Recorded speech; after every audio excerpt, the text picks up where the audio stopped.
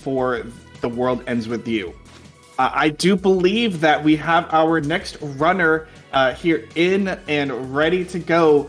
So it's time to get a little angry. It's time to get a little mad. It's time to get a little weird.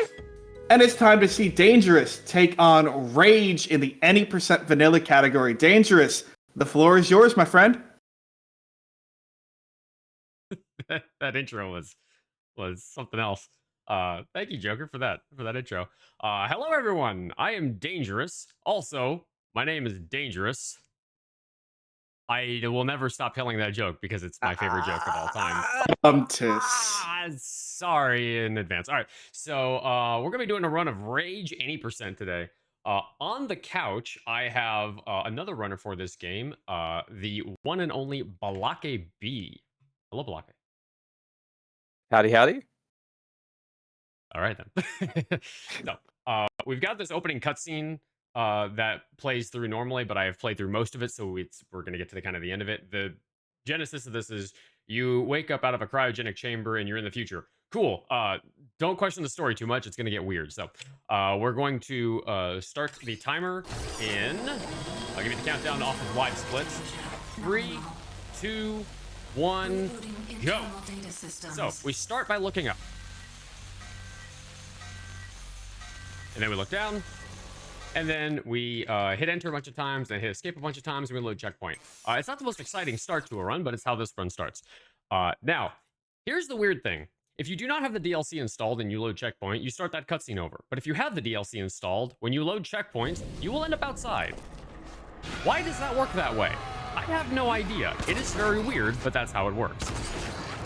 So, yeah. Now we're outside the cryogenic chamber arc, as we're going to come to call it. We just got rescued by John Goodman.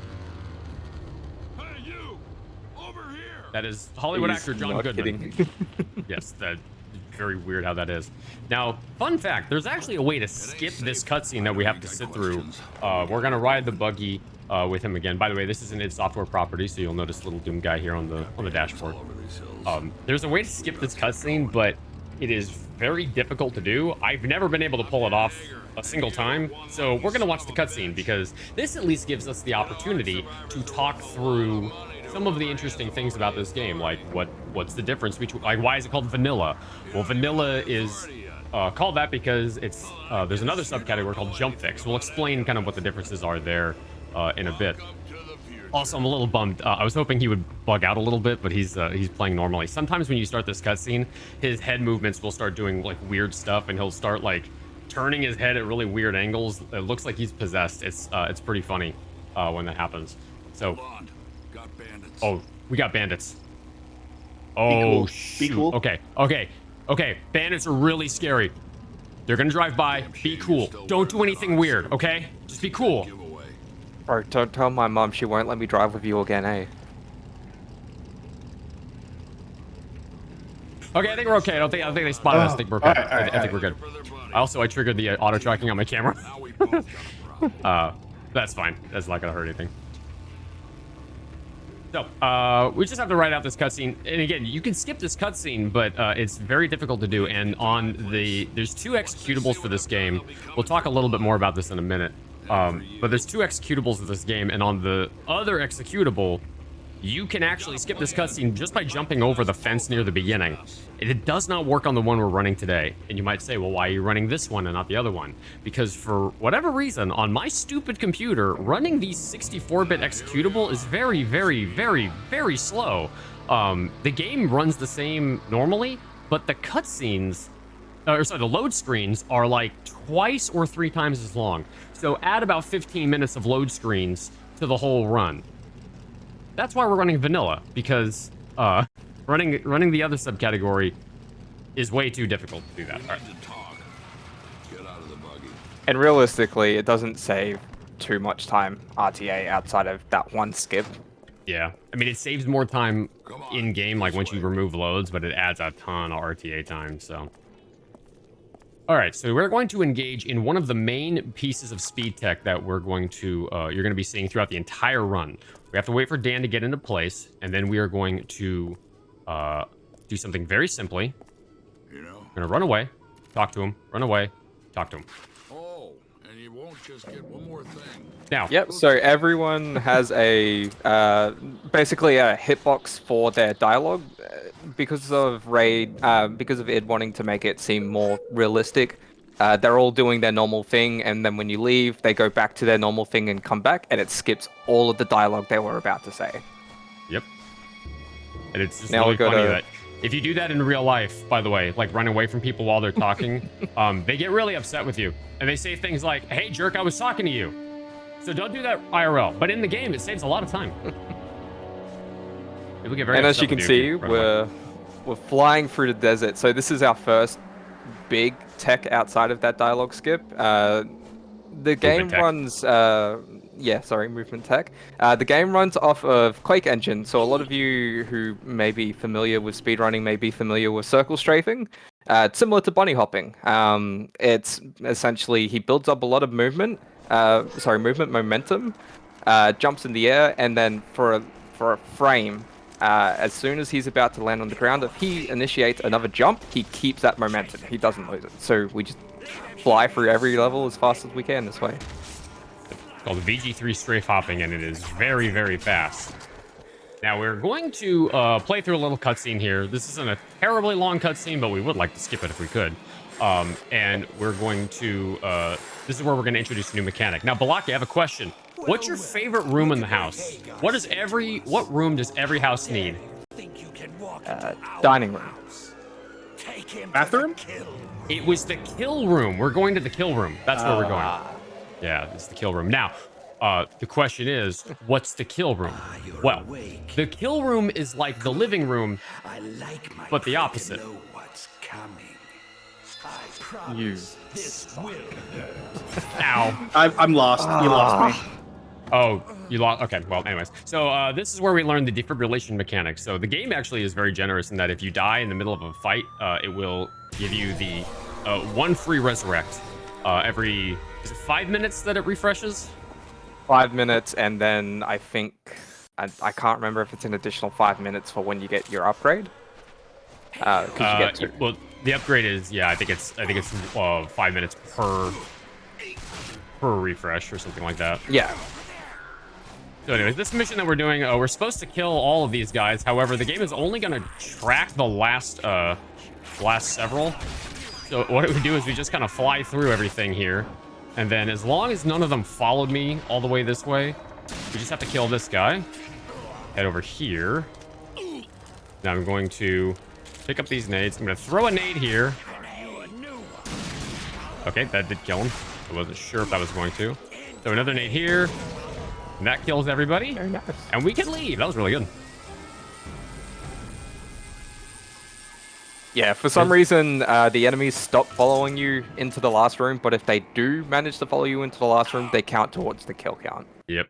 Yeah, if they pass like a certain trigger line, the game is like, oh, not everybody's dead. You got to kill these other guys before we'll let you ride the zip line. It's very, very annoying. So, but now we're going to ride all the way back. Game, please. Normally you can just jump up that hill, but for whatever reason, it ate my jump. I think this would be a good time to discuss the vanilla as well. I was actually about to suggest exactly that. So yeah, there you go. Yeah, go for it. So there's two modes that we run in this game. We run vanilla and something called jump fix. Jump fix was created by Tachyon, a very, very, very talented runner, very talented Quake runner in general. And essentially what it does is it stops something called overbounce from occurring. Now, overbounce is where it'll essentially, for lack of a better phrase, eat the jump input when you are circle strafing. And it can make this whole section just a ton faster. That's where the biggest time save comes in. And it is 64-bit only because 64-bit is the only one that allows us to mod the game, which unfortunately they can't do. Yep. Just past the hill. I mean, I can run, and I do run jump fix. I just suffer through the load screens when I do. Yeah. But I figured for a marathon, you don't want to sit through 15 extra minutes of load screens, so it makes a little bit more sense to run vanilla and just suffer with the occasional dropped input because Nicholas Rain clips some stupid feet into the floor. So this is the single longest segment of the run, like as far as live split's concerned, because the auto splitter splits on every single load screen, because that's just how it was coded. This is the weirdest ASL I've ever used in a game. Oh, I hit the wall there. And so we're gonna do one dungeon that is actually outside. We never actually go into a load screen, so we do 2 dungeons before we hit another load screen, and that makes this whole split about 6. My fastest is 541. 541. That's pretty good. By the way, this is Nolan North, by the way. The acclaimed voice actor. Yeah, this game is one of those games where it's like, huh, I know that voice from somewhere. And you do that a lot. If you find any trace of him, good luck, and I pray that Couldn't help but notice, Drake. Our radio. And you'll notice that Dane's only jumping in certain areas. You unfortunately can't circle strafe anywhere. If you hit a wall, it will destroy all the momentum you built up, and it makes it take longer. There's a lot of invisible walls. There's a lot of just random hitboxes. So you do have to be very picky where you do your jumps. Yeah, straightaways like this are usually the best place to do it, and then if you're in a tight corridors, it's really problematic. The really annoying thing is that there is stamina management in this game, which is very, very irritating. And the fact that there is means that at some point he'll just kind of stop running because he's run out of stamina. When you start doing come on. Wait. Something's wrong. I need you to Wait, something's wrong. Oh my god, I didn't do it with the radio tower. Yeah. How did I? Oh my god, I like thought I was ahead of where I was. Okay, so we actually didn't. Well, if this was ever gonna PB, it's not gonna do it anymore. It was like just wasted a minute and a half doing this. Okay, so from the outrigger settlement, we're actually supposed to go in here, but this is the problem with this run is there's a bunch of spaces where you overlap, and A lot of back and forth. there's a lot of treading over the same area twice, so it's very easy to forget where you are if you're not paying close attention. I use my splits and auto splitter, no, live split, specifically to remind me of what the route is, because I constantly forget it so often. Okay, so we get to show off a little piece of speed tech here that we're gonna do 3 times over the whole run, I think, something like that. It is we're very s- important for those 3 times, though. We're supposed to pull This that one, lever. not so much. Supposed to pull that lever by going up there. So of course we are going to. Come on. Oh, you're being annoying, aren't Happens you? to There we everyone. go. There we go. So we're gonna pull it from down here, and we're gonna come back out. We're supposed to be up there to use the zip line. So of course we're going to jump on the zip line from down here. That is called an extendo grab. And that is something that is actually part of the engine as well, just like strafe hopping is part of the engine. Basically, if you use a weapon mod that zooms in, which the monocular does, it puts your actuated hit range forward from where you're standing. And in the case of the monocular, it puts you really far forward, and that lets you interact with things from really far away for like 1 frame. And so we can grab things that are farther away from us than we should be able to interact with them. I am hitting every wall in this. Every wall. Hitting It is a every- very tight space to do that. Yeah. I go for it every time because it does save time, but it's like you start bleeding time if you hit these walls too much. And now we actually are supposed to go back to the Hagar settlement. I did this earlier because I'm dumb. We weren't supposed to do this until now. I'm just not. I'm trying to commentate the run and do this at the same time. It is quite hard. Yeah. This is a tough run to be commentated for. Okay. So now we turn in that mission. We're going to go to this guy to get the next mission. Truth is. And all we have to do is just go get some car parts. That's all we have to do. Nothing is going to stop us. Certainly not a hideout full of bandits. Never. Quite interesting, the logic of this game. It's like, oh yeah, we need these 3 specific car parts. Should be able to find them pretty close to here. You know, post-apocalyptic wasteland. There's cars chilling, surely. Yeah. I mean, a whole garage full of car parts. But as you can see, a lot of backtracking, a lot of dialogue skipping. Yeah. It is a majority of this the first act. Second act, there's a lot more dungeons being played out, so a lot more action. This is Yeah. a lot of world building to start with. And a lot of skips too. Like the extended grab skip is a skip, but it doesn't save that much time. But then once we get to Shrouded Bunker, there's a lot of skips that we're gonna get to implement. A lot of out of bounds shenanigans that is really fun to watch. That'll be fun. So we're going back in here, but now we're going to the left instead. Oh, that guy got right out of the way. Nice. Thankfully. He's been body blocking me lately. Whoops. So there is a little bit of RNG when it comes to enemy movements. There's not a whole lot of manipulation outside of when you throw a grenade and they try to avoid it. It is just pray for the best. That is minus 54 seconds, by the way, on live split. Minus 54 seconds. Because I am a dummy. All right, so I'm going to be looting random items as I go throughout here, because those are going to... Okay, that didn't work as well as I'd hoped because one of them bumped me into the wall. That's the first car part we need. Excuse me, sir. No, you're right. As you can see, the grenade is what helped get most of them out of the way. There was just a little bump in the hop, and that's why you got to be super careful. Yeah.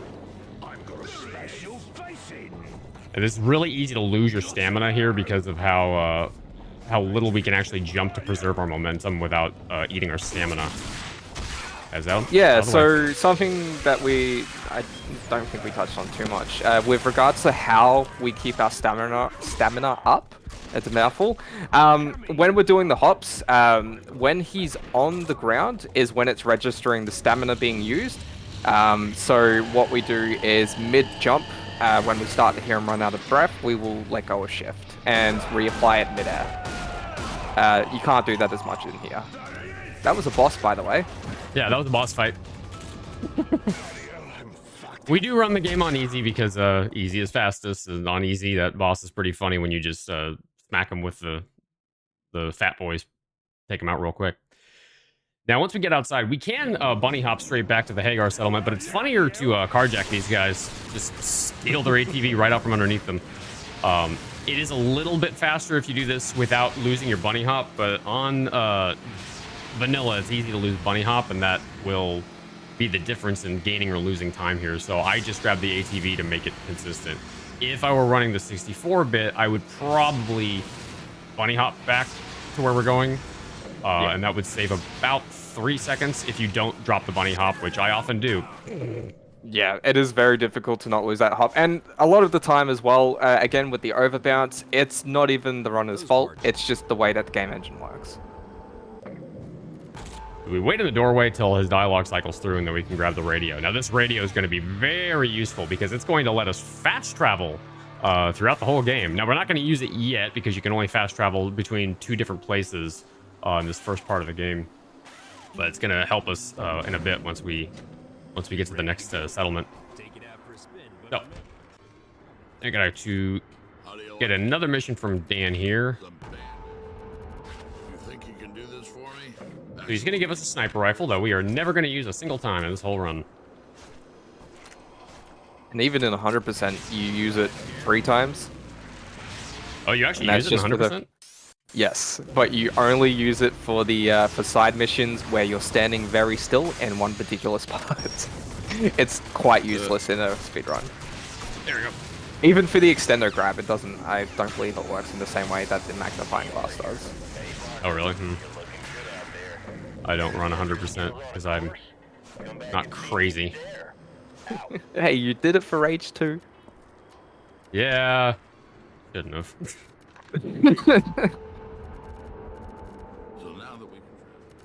On that note, do we have a few moments here? We've had some donations come in. I'd like to go ahead and absolutely get those acknowledged. So as I've said before here, we do have the donation available. We have 2 donations here from Anonymous, our great friend Anonymous. We greatly appreciate you and everything that you've done here. One for $25 with no comment, and one for $50 with no comment here. Both of these, again, going towards Cora. We are trying to help Cora get out of Texas and get to a place that will accept her and love her for who she is, and has better LGBTQ laws, and communities. So every little bit helps in getting her moved out to make sure that she can get to a better spot. Please make sure that if you are donating and you want your donations to go towards any of the incentives, you can use the !incentive command in the chat to see those incentives. And if you cannot leave it in a comment on the GoFundMe or within the Venmo, you can please feel free to leave that in the chat, and we will get that towards the proper incentives so that we can make sure that you can see those coming up through the rest of the marathon. That was perfect timing because we just got to Wellspring. So I extendo grabbed a gun right outside the town just to get the ammo for it. And now we are going to be coming back here a bunch of times. Could you please get on the car? Nicholas, get on the car. Thank you. Usually it's the opposite. You want them to get off the car. Well, in this case, I'm trying to get the player character to get on the car. Good. Glad we understand each other. Yeah, the hitbox for that car is very strange. It's almost like it's like an oval. It's actually like a bunch of squares, but it's like weird because the wheels are a square hitbox, even though, whoops, Ooh. almost bought the wrong outfit. That would have been bad. Yeah, so we buy that fourth outfit because it has the same properties as the first three. Oop, come on. And that one is related to the DLC. Essentially what it does is each outfit has a percentage of usage, so like extra health, extra crafting, selling amount, stuff like that. And what the fourth one does, it gives you one of each of the original three. Mm-hmm. Right, Now so we have the most fun thing ever. Oh yes, love this part. So we have to do a sponsored race a little bit later in the game. In order to do that sponsored race, we have to do another race first. Well, we're already over here by the vendor, so it kind of makes sense to do it now while we're over here, because the next time we're going to be over on this side of the town, we're going to have to do that sponsored race. So it just sort of makes good sense to do it right now. And we just have to do this single, it's like this 3-lap race to unlock that sponsored race later on after we do a certain mission. This race is funny because it's a minute and a half. It's always a minute and a half. It's never not a minute and a half. We have rerouted this thing in every which way we can think of, and nothing ever makes it not a minute and a half. We have it, no matter how optimal you route this thing, it's never not a minute and a half. It is so bizarre. And we're gonna have to do this race twice. The next one we do is going to actually be against some NPC cars. That'll be an actual race as opposed to this, which is just driving aimlessly around the track. And if you look in the bottom right corner, you'll see the timer. And oh, look at that. It's a minute and a half every time. You can never make that thing faster. So we've got a little money at this point, and the problem is that fast traveling costs money. Well, we don't want to lose that money, so we're going to actually bank some of it now by buying some armor restores. We're going to sell those later, but we need to keep that money kind of stored now. Basically, we're just solidifying our money instead of keeping it liquid so that when we fast travel, we don't lose that money. And the reason why is because fast traveling costs $150, but it actually costs up to $150. If you have less than $150, it costs however much money you have. So if you have $50, it costs $50. If you have $1, it costs $1. If you have no dollars, you fast travel for free. So the less money we have liquid before we start fast traveling, the better. It's a very weird mechanic, but Yeah. from what we can assume, we assume it's because Wasteland can be a bit hectic and higher difficulties. It seems like it's more of a chance to, make sure that we're not soft locking if the car blows up or whatever the case may be. Because no matter what condition the car is in, no matter how far away you are from the car, you can fast travel to a garage. Yep. And it will always come back completely repaired. Yeah, you can completely blow the car up and it will be completely repaired for you for the low cost of $150 every time. Like, oh yes, the car exploded. $150? Excellent. I know you took some. Do we get the crossbow? And then we fast travel back to Wellspring. This is a lot of. This game is basically an entire series of fetch missions, and there's either fetch missions or kill missions. It's one of those two. It's always one of those. This is the Mayor first. Yeah, it's not quite as intricate as other open world games, but it is a first attempt at an open world from this particular dev. You'll have a long drive to get there. We got 2 missions to collect here, and then a submission coming up in a second. You made it back. Oh, come on. There's a little skip here where you can, there you go. If you do it quick enough and in a certain way, Sheriff Black does not go back down to his desk, and it actually saves a decent chunk of time if you can get it more than Saves one. like 3 seconds if you can get all of them, which is nice. Sponsored event is now open. Always a local. Are you looking for a And the blurb he's getting here is for a, like you said, a side mission. Really fun side mission, I would say so myself. I think it's one of the most fun parts of the run. It is Mutant Bash TV, which is a sponsor that he requires for the second race. I am gonna have to vehemently disagree with you. I hate Mutant Bash TV. I hate MBTV so much. I hated it in Rage 2, and I hate it in this game. I Okay, hate but it. Rage 2 is... we don't talk about that. Yeah. Rage 2 had better combat. It did. Rage 2's combat was so fun. It had better combat, but worse everything else. That people always That ask, matters like, for some people. Yeah, I mean, people always ask me, like, is this game worth getting? Like, because I stream speedruns, nice little damage boost, except I got spun out, so I lose that time that I gained from that boost, so we're dead even. People always ask me, like, is this game worth getting? And my answer is, like, yeah. By the way, boost in midair actually speeds you out of that landing a little faster, which is nice. I rate this game the high side of average. It's a much better speedrun than it is a casual experience. Yeah, it really depends. Like, if you get it on sale, dollar per... I don't know about everyone else, but I run a dollar per hour value, and you absolutely get your money's worth, especially when this game's on sale for like a couple bucks. And the speed run is so fun. The speed runs are really good. So you're supposed to pull this lever in order to get the Feltrite sample out of here, but collision in this engine is not exactly great. So if you just push yourself up on this thing, come on, there we go. You can grab the Feltrite sample through the outside container. Collision in the inside engine is very, very weird. So yeah, we fast travel back to Wellspring just because it's faster to do that, and then we immediately exit back to the Wasteland, and we're gonna head off to MBTV, my favorite part of the game. He said sarcastically. Yes, because I don't want to do it. It really depends on what you find fun about it. The annoying aspect of it is the accuracy and time that you have in Mutant Bash TV directly affects how the rest of the run is going to go. Yep. At least for the first part, because a lot of the first half is prepping for your first shop, which he's going to do directly after this. Great!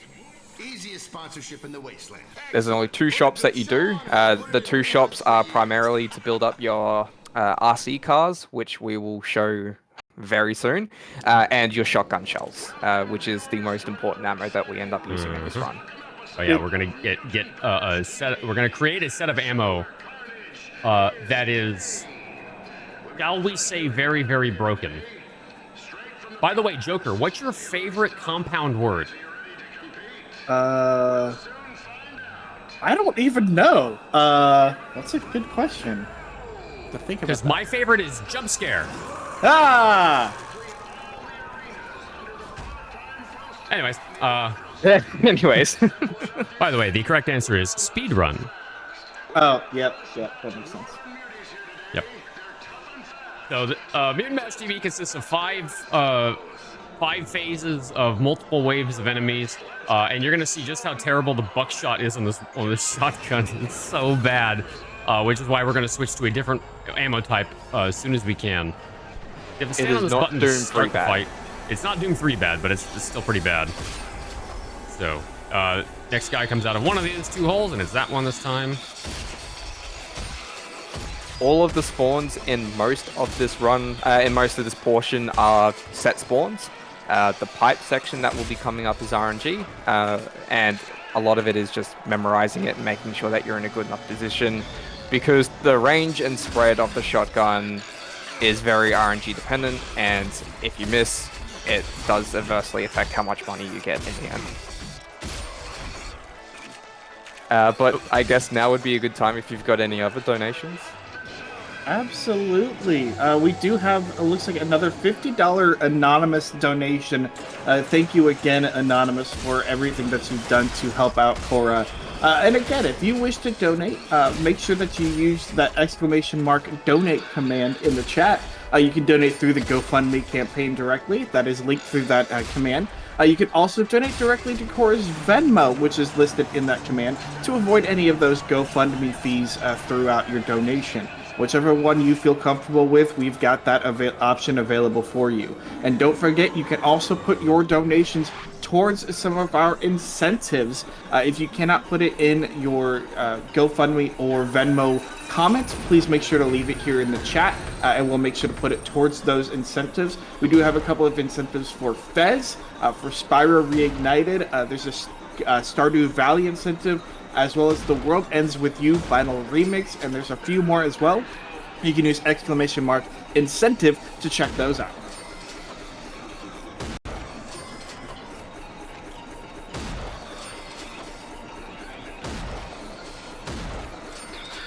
Ben's focusing pretty hard right now, so that section was really all... good. It was really good. So that section is played out with Fat Boys. The reason that we use Fat Boys over the shotgun shells is obviously the scope. The enemies are in the sight line of the gun, and they are usually one-hit kills. So it just makes that section go a little bit quicker. Yeah. Now we're going to play a little bit of a lottery. Yeah, so this is a slot machine, and this is where you can win a lot of money. And like we said, money's a really big thing in this run. Like, the money routing is very tight, so we need to win a lot of money at the slot machine. And we just have to make sure that we don't get the skull and crossbones. Oh, no, we got the skull. Okay, that sucks. Well, oh, well, I guess what we're going to do. Oh, well. Bad streamer. Bad. Remember why you bad. Thanks, Joker. My pleasure. Didn't need to redeem any points. We're going to get that money somewhere else. It's okay. Yeah, so the reason we skip it is it earns nothing in the grand scheme of things. Well, it actually does earn a lot, but the time that you would lose on it is pretty significant, so it really doesn't become worth it in the long run to try. I'm going to make sure I'm lined up here. Now there's a fun little Easter egg. It's going to shoot all three of these lights, and ooh, fishy! Now, every time you shoot that fish, you get $500. And that's why we skipped the slot machine. $200. Is it 200? I thought it was 500. 200 per shot. I can't count, apparently. Also, Balake knows this game better than I do, apparently. So, Balake, you're going to take over the run at the next section. No, I just know my favorite section in the game more than you. Yeah, I guess you do. It's alright, you know the world better than me. Alright, that's 4 out of 5 arenas, and now we have to do the 5th arena. I wonder what's behind this door. Ooh, that looks scary. There's a cutscene. Oh, this guy looks mean and difficult. How are we ever going to defeat him?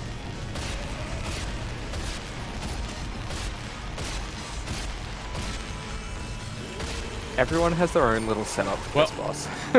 That was easy. Yeah, these bosses are quite trivial. Yeah. I wouldn't even call that one a boss, really, but it's a mini boss. Yeah. You meet a few of them in the game. So Kraken's super simple. There was 8 shotgun shells and is it 10? 10. 10 shells. Yeah, 10. The trick, and I didn't notice for the longest time, is that he's actually invincible until he stops his first launch. Yeah, there's like a very specific little jerk in his animation that shows that he's now vulnerable because he has iframes until he finishes that full animation. And I was like, I'm faster than the fastest runner. I should just start shooting him now. I don't know why he doesn't in the original run. No, he's completely invincible until he stops. There's a reason. Old man Kavasi. All right, So now- and as you can see, oh, sorry, go ahead. No, go ahead. I was just gonna explain the mission set, but you can do it, so I can focus. Yeah, so that was the Feltrite, so the little clip thing that he had to do. Now he's gonna go and do the sponsor blurb. So again, he's gonna speak to Jackie Weeks and start the race. And this is what we need to be able to get a vehicle called a Caprino, which we need for Sheriff Black's mission. And now we have to race against a bunch of guys, and this race is really, really difficult. And oh, did I say it was difficult? I mean, we can immediately destroy every other car in the race. Yeah. So he's my favorite Santa. I love that. So fun little fact. If you grab this particular, I totally missed that boost pack there. If you missed that, if you grab that left side boost pack first, that boost canister, the other racers, because they'll respawn in, they don't just like stay permanently destroyed. They will actually never grab the one on the right hand side. So if you grab the left one first, then you can grab the right hand one immediately after. Now this race is also a minute and a half, and so you might say, well, why would you even bother worrying about grabbing the canisters if the race is always a minute and a half? Because these canisters are full of copium. One of the most powerful substances. I really want to believe that this actually does anything, and I don't think it does, but I want to believe it. So it's a little bit interesting. So it more so fixes your acceleration. It's kind of useless at top speed. I ended up doing some experimenting with some infinite nitrous just to see if it would help, and it doesn't. Yeah. It gets you up to speed, but it doesn't help you at top speed, is basically what it is. Yeah, that's it. And it does help you maintain speed through corners as well. If you turn a corner too tight, you end up losing speed, so we just use NOS to straighten out and keep that speed up. I got 126, so that's pretty good. Yeah. So okay, he was being a bit liberal with 130 being. It's usually always 126 for that particular race because yeah, I mean about 130. Both of the races are about a minute and a half. Yeah. I'm glad you got yourself. Oh, come on, Sheriff. I thought you had it. The Northern Watchtower. Oh, come on, you're killing me. It won't be easy. It's like he knows it's a marathon. It is, yeah. He always does weird stuff. The mayor is probably the sheriff is probably the easiest one to manipulate in this way, but it's still not really consistent, I'd say. Yeah, one of the other top runners, Zen, he manages to get 3 in a row every single time. It's absolutely unreal. He seems to know what triggers it, but I still feel like it's a little bit of RNG. There is a trick to it. Part of it is also how far away you run when you turn around, and I always turn around at a weird diagonal. He manages to somehow always turn around exactly 180 degrees every single time without fail. Sir, can you stop like right, like that guy was making me really nervous. He's like hugging my right side, like please don't do that. But yeah, if you run away at an angle, you can affect the manip to that animation, and I run away at an angle because I can never seem to run away in a straight line. Zen is made of something different. So we're going to pin ourselves against this rock because that's gonna set up an RNG manip for later, and definitely not me just making a mistake. And now we're going to ride up this mountain, please. Okay, that was really weird, but we got it. This is a little scary there. We're going to turn in this mission. We're just dropping off some supplies to Curtis, and then we run away. That's as simple as that is. Now, I started that dialogue. All you needed the Caprino for. Yeah, that's all you needed it for. But then you're going to use it also for other driving sections later. So we talked to that little drive-through speaker box thing in order to get that bridge to come up. And then we go drop off the mission because you got to wait for the bridge to come up anyway, so it makes sense to kind of overlap that with something else. And now we have our first 3-minute cutscene. This cutscene is 3 minutes long. And you can't just run away from Kavasi in order to speed it up. By the way, who likes going out of bounds? Surely not the Doom runner. Definitely not the guy who runs Doom 16. Nope, not me. We're now out of bounds. I don't think you're supposed to be here. I know you're not supposed to be here. How are we ever going to get back inbounds? I need to run tests on Yeah, you kind of soft lock yourself there, I think. but you A little bit. I think we might be soft locked. Unless we just like warp back inbounds somehow. different about you. But why would that occur? Best I take a closer look at you too. Oh. We just warp back inbounds. It's weird how that works. No matter which way you're facing, no matter where you are in this little area, you'll always get warped right back to this spot for this little bit of dialogue he does here. It's very, very weird. Now, the one thing you might be noticing is that Dane did say this was a cutscene, but it doesn't seem like a cutscene. He's perfectly moving. There is an issue with this particular one that does not occur with any other dialogue, and that is there is no dialogue pathing in this particular area. You always have his attention 24/7, and as you can see, he went out of bounds and did not skip a single piece of dialogue. Yep. We are stuck here. So there are little bits of dialogue with other characters later that can't be skipped, but no other character.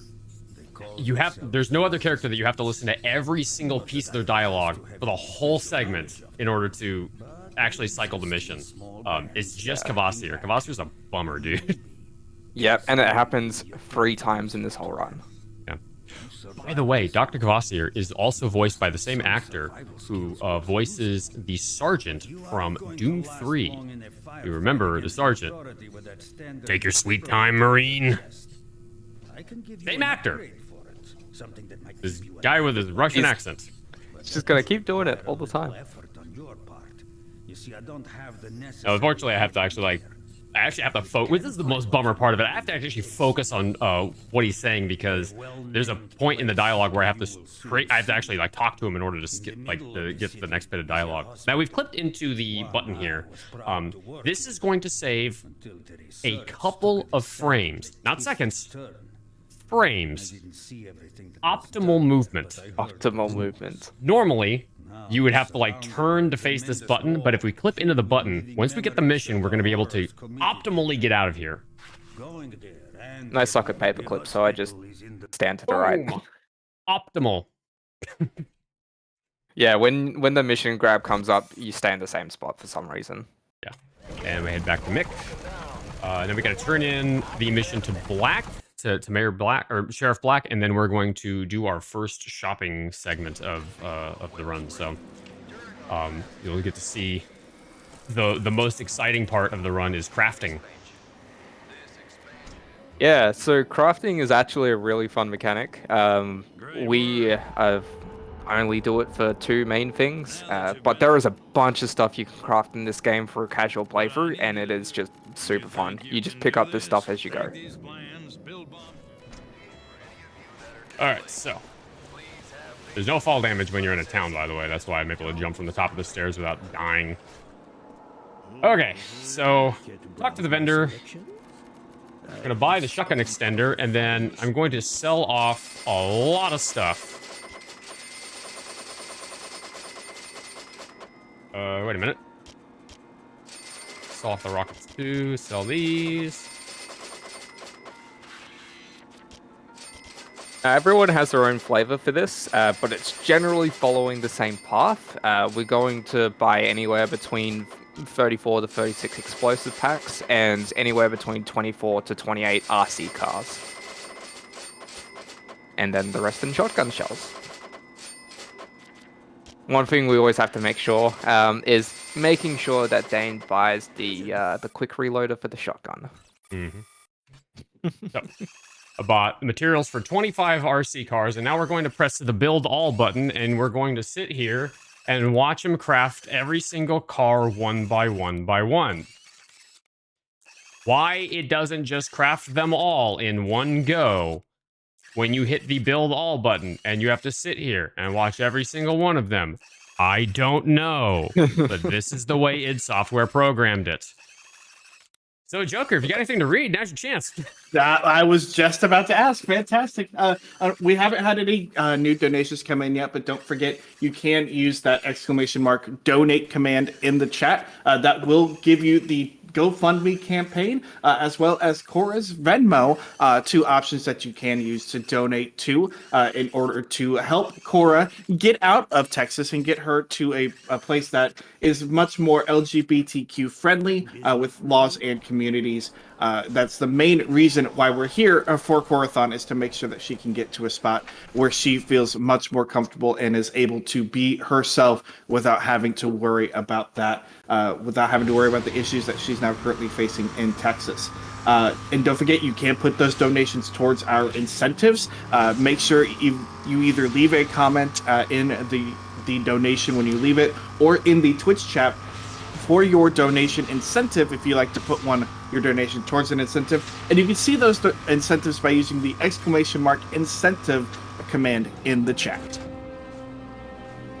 Very nice. All right, so now we're going to the Shrouded Bunker, and we are going to do something called Shrouded Bunker Skip. Now you might be asking yourself, what is Shrouded Bunker Skip? Well, I'll tell you. Shrouded Bunker Skip is a skip that we do that skips the Shrouded Bunker. That's crazy. It's crazy, isn't it? I never would have thought. Never would have thought. So we're going to drive an RC car in here. This is, by the way, intended. You're supposed to do this. Also, they blew up one of the cars that was supposed to pick up. So we switched to pop rockets, which we crafted back at the shop, and that's the reason why these things make very quick work of these guys. Now, instead of riding this elevator down, where's my setup point? There it is. We're going to line up on this little white dot. We're going to quick save just in case I goof this up. We're going to do another extendo grab like we did from earlier. We're going to ride this into the out of bounds area. I'm going to clip through. I'm going to set up in a very specific spot. We're going to switch the difficulty. We're not going to quit the game. We're going to switch the difficulty. There we go. Almost got the game. I'm going to quick save just in case. And I'm going to start cooking a grenade. That's an RC car, mate. That is an RC car. That is not a grenade. We're going to try this again. I'm going to cook a grenade. I hit two. I hit two. Do the grenades in Rage's world have wheels? Is that what's going on here? I mean, those are explosive. The cars are, but in this case, it's just that I had the wrong sub-weapon equipped. So we blow ourselves up with the grenade on the highest difficulty, and we land out of bounds. There's a whole explanation for this with how fall damage is calculated and how it works with the defib. It's a bit of a complicated explanation. I don't know how much we want to necessarily explain that. The long and short of it, though, is essentially the world has the world is a giant box. That's how all these games work. And you fall from one box into another, and when you blow yourself up with a grenade, if you are in a box that has a floor under it, instead of dying, it will proc the resurrection mechanic that we use 2 times, I believe. A couple times throughout. I mean, we use it throughout the game a few times in a few different ways. There's a few different skips that can use it, and others that don't use it. But yeah. So we're just kind of riding this up here now. I'm going to quick save again, just in case. First try, let's go. Nice. That was really quick too. Yeah. And that is the Shrouded Bunker. That saves about 45 seconds, I think. Something like that. Depends on how quick you are. Yeah, it depends on how quick I think this was about a bit over a minute for me. And now we're going to go to Dead City 1. And you might be saying, Dane, Dead City 1, that implies that there's a Dead City 2. Yes, it does, doesn't it? It does, doesn't it?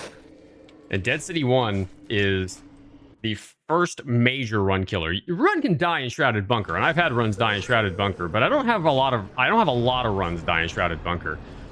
I have runs die in Dead City all the time. Dead City 1 specifically. And I'll show you the exact spot like where... Dead Run City. Dead Run City, yeah. Exactly. Come on. I'm gonna reload real quick. Switch to the nades. And now we've got a mini-boss fight that we have to do in order to knock down a wall that we need to pass through. So I'm going to throw 2 grenades and unload an entire magazine of pop rockets on this guy. And that's the fight. Very well played. Sometimes it's easy for the grenade to just roll under the enemy's feet and completely miss and waste a bunch of time. Yeah, then you just gotta reload and lose time that way. By the way, that was a hand. So we need to go through that door right there, but it's stuck for the moment. So we gotta sit here and wait until that door opens. In the meantime, we're gonna have some guys here that are gonna entertain us. So this fight is always 100% consistent. So what we do is we wait for them to break down, which you should do on this next one. Take him out. Take him out. This guy. This guy. Right here. Right here. This guy. And door. Easy. As I mentioned, most things are set spawns. It'll be the same time every time. Yep. It's always the same timing too. Now this is where the run can die, and it has for me many times. I'm gonna save just in case. Get out of the way. So what's happening right now is that's that little piece of timber cardboard that you could easily just shoot over in a normal world. There is a certain trigger for a boss that comes out, and you have to kill that boss for it to knock down. There's no wall to that trigger. You can just jump over it, climb over it. Very, very simple, but very difficult. It's that ramp jump can just not play nice sometimes.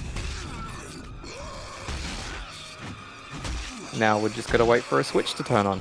We gotta wait for this switch to become actuatable. So we're going to tango with this guy a little bit. Killing him would bring in more guys, and we don't really want to do that. Get out of the way. There we go. And that was optimal because I grabbed on the first frame available. And this takes us out of the first part of Dead City and takes us into Dead City Central. Now, you're supposed to take an RC car to blow up a thing, and then you do fight a bunch of mutants. That's slow. We're not going to do that. We're instead going to jump up onto this wall in the corner, crouch, and clip right through an invisible wall. That is called a paperclip. One of the best paperclips I've ever seen in my life. Oh. Yeah. It used to be a 4-car RC jump over the wall. And the hitbox for the wall was so specific, it was a nightmare. This saved so much time and so many RC cars. Hey, well, Dangerous, Dangerous, it looks like you're trying to do a skip. Would you like some help? Oh, paper, Microsoft Office joke, ha ha ha. The skip is called the paperclip. The paperclip's not helping us do the skip. So this is the one and only boss fight in the entire game. It never helped me. This is the only boss in the whole game, and this is a proof that id Software is great at designing combat, not great at designing bosses. They love their wall bosses for some reason. Bosses in first-person shooters are always just kind of. There's some good ones. There are some good ones. I feel like he's moving slowly right now, like slower than normal. The only good boss fight you have in Doom, you'd use a BFG skip. True. Yeah, this fight is just you shoot his stomach when he's about to throw a rock, and then he tells you exactly where he's gonna hit the ground every time. And then once he grabs the wall here, you shoot him, and you just repeat. I might take this opportunity, since there's a little gap here. We never quite really explained one important one that happened in Shrouded Bunker. RC skip, so there's obviously RC cars in the game. They're explosive, and they are stackable. So much like, for instance, rocket jumping in Quake, explosives can propel you forward, or upwards in this case. We use usually either between 3 or 4 RC cars to we shoot and jump at the same time, and that gets us over certain walls, and that allows us to skip large portions of certain areas. Or, for instance, in Shrouded Bunker, it allows us to clip back into the playable area. So you'll see Dane at certain points throw out 3 or 4 cars randomly and shoot them. It's because we are trying to get past certain triggers or jump over certain walls. So I'm just grabbing all the stuff in here because we got to wait for this wall to get broken down. And what's really funny is if you push yourself up against this wall, you can once the next hit goes, you can see through it. And now this guy's going to usually play nice. Nice, he did. There we go. Take that guy out. And thought I was on the wrong flight of stairs. And now we are heading out of here. That is Dead City. Dead City 1, excuse me. Very good Dead City, might I add. That was a really good Dead City. That was a very good Dead City, I will admit. All right, now, normally at this point, we would fast travel. However, we do have to... we did that whole Dead City segment because we were getting a defibrillator upgrade. The defibrillator is where we went to the kill room at the beginning of the run. Get out of the way, dude. And Cavassier's like, during that cutscene where we were talking over his dialogue, he was like, yo, that defibrillator in your chest isn't going to do you any good. By the way, we're going to just destroy the car here. Yeet. It's fine. It's only $150 to fix it. So we went through Dead City to get the defibrillator upgrade, and he's now going to install it.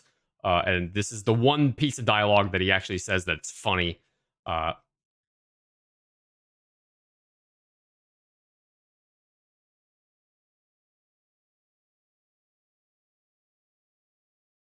It's the only dialogue that's any good of his. Everything else is a bummer. Can't help but lip sync that line every single time. Every time. Luckily, this cutscene is a little bit shorter. This cutscene is only about a minute 15, I think. Let's say 1:16.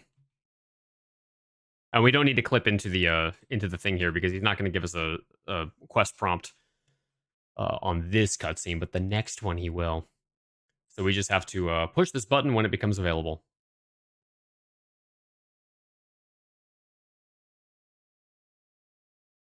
By the way, you'll notice that he is being carried around this area. It is because he is unable to walk on his own. And they show that in Rage 2 in a very interesting way.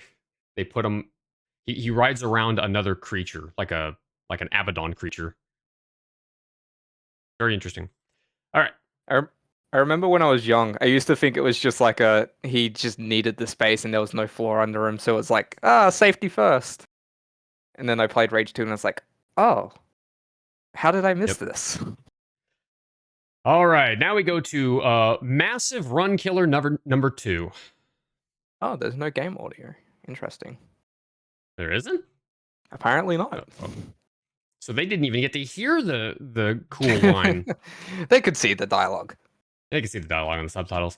All right, so we just have to turn in our final quest to the mayor and to the sheriff. These are the last times we're going to talk to them. And what's funny is you talk to them and their dialogue just keeps going, but you can run away and still cycle the quest. It's very weird like that. And now we got to go talk to Carlson and go through the well. We're going to cycle his dialogue. And people always ask me how often does your well go well, and I say not well. All right. So that was a bad joke. Sorry. All right. Please have a lot of those. Thank you. Yeah, a lot of those. All right. So we're going to do another RC car skip in just a minute. Oh, can you get out of the way, dude? What? This guy's never here. That's an really interesting unlucky. one. Marathon. I've never had that happen before. Of course, it has to happen in a marathon. All right, so I'm gonna drop. Oop, I dropped. We dropped 3. There we go. Oop. So normally you'd be running around here doing a bunch of kill triggers and stuff, and it would take about anywhere between 2 to 3 minutes. So this is a very important skip.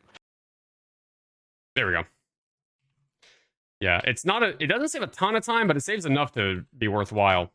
Yeah. Please move. I'm going to kill as many of these guys as I can, because they will get in the way.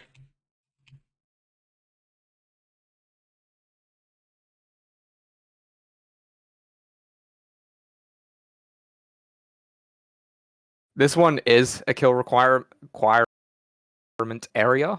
You do have to clear out all these enemies for this gate to lift. Yeah. There's no way around that. Now, this skip is called I Think He's Close. Oh, I got it first try. Let's go. Isn't that sexy when you get a first try? Oh, I hate it. It's so good. So that skip is predicated on timing above all else. There's a trigger that you walk past, and a gate that automatically closes down on top of the stairs that you saw Dane crawl under. There we go. If you are so slightly off, you completely miss the timing on that, and you have to either RC skip, or in regular gameplay, you would just kill the enemy that's on the switch that holds that, clear the room, turn the gate. It is a very, very long section if you don't do it properly. Yeah, a lot of time wasted on that. And the fact that So- Dane's been hitting that first time every time is actually really impressive. Yeah, thank you. It's a tough skip, but I found a pretty consistent setup for it, so I get it usually every time now, first try. It is rough though. All right, so we got the toxin that Carlson wanted, because this guy also has a fetch mission, because they're all fetch missions. And now we're gonna turn in we're gonna turn this one in back to Kvasir, and that's gonna be the last time, luckily, that we'll have to talk to Kvasir in the whole game. This next cutscene is only 2.5 minutes, I think.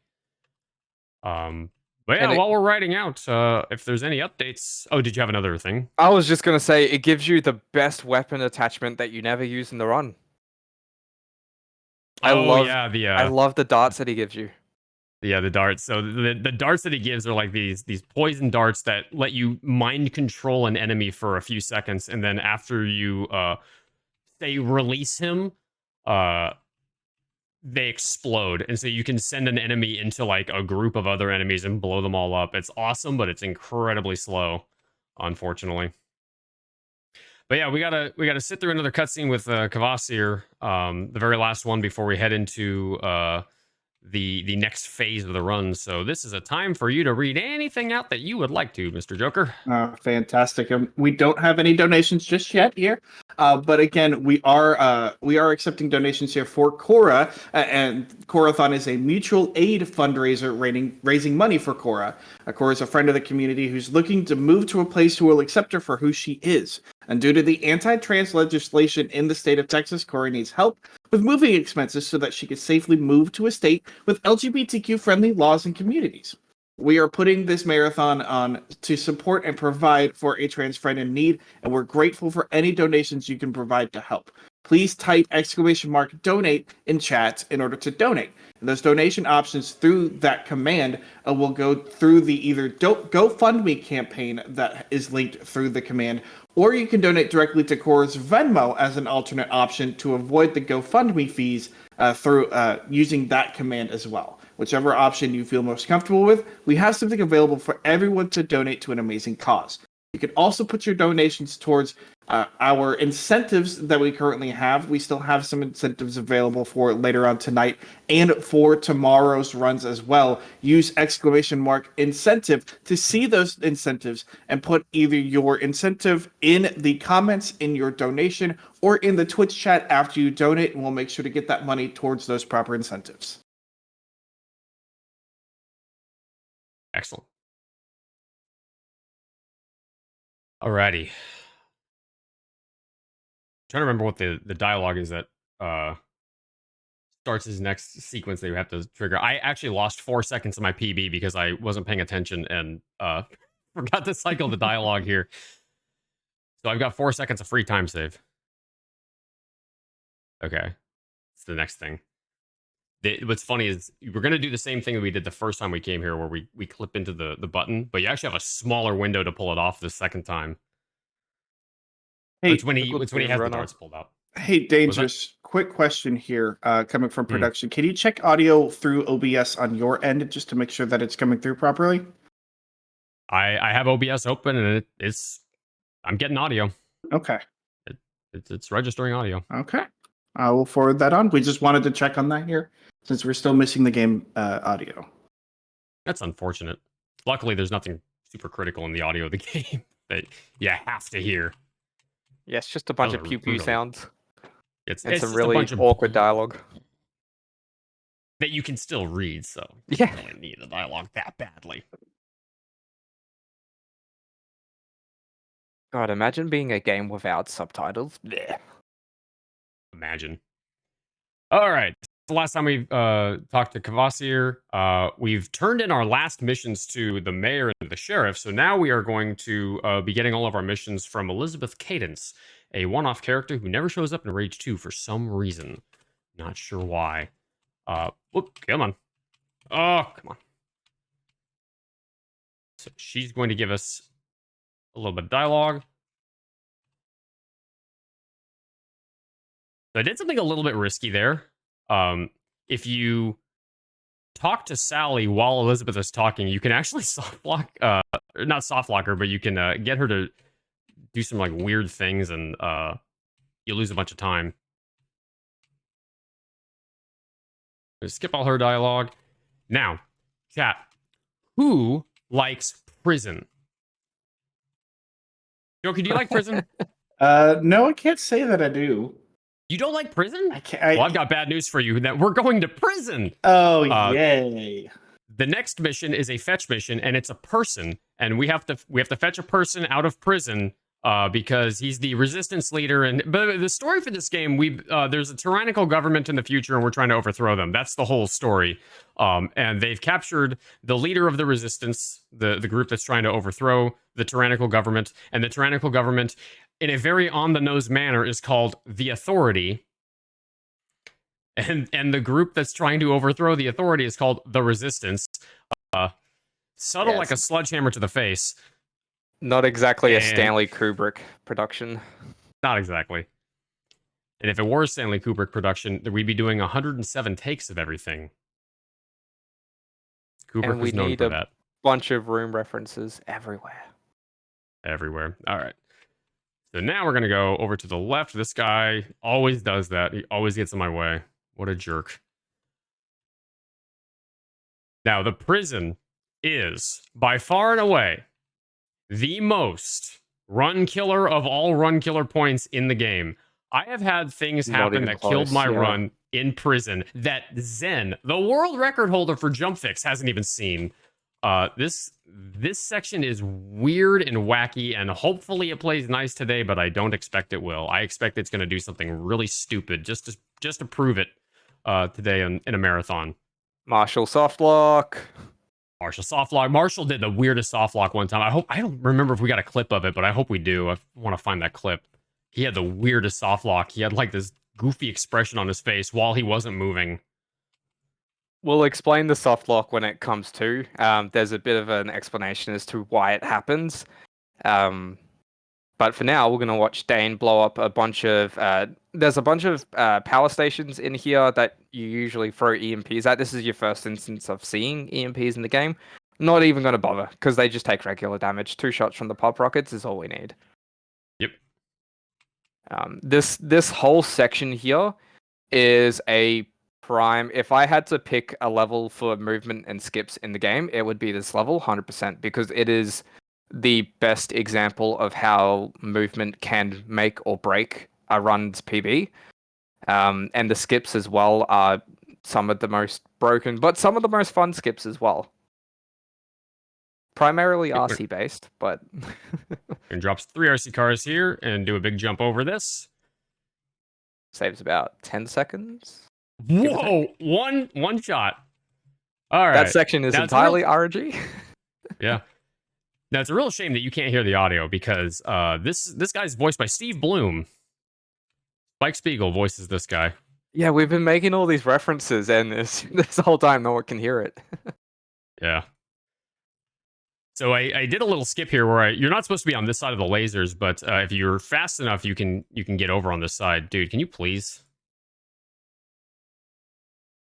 Yeah, right, again, very timing based. The strafe hopping breaks some of the timing sections in this run. It's so good.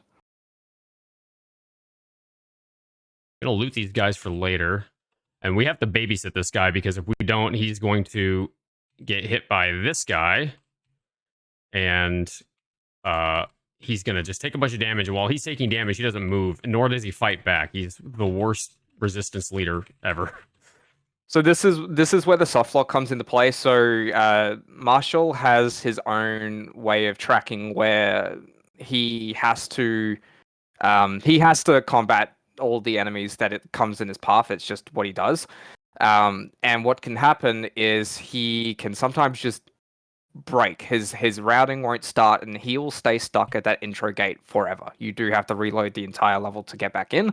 And that's part of the reason we also babysit him, because if an enemy comes out, it does block his path, and he'll just, like Dane said, he'll do nothing and get killed.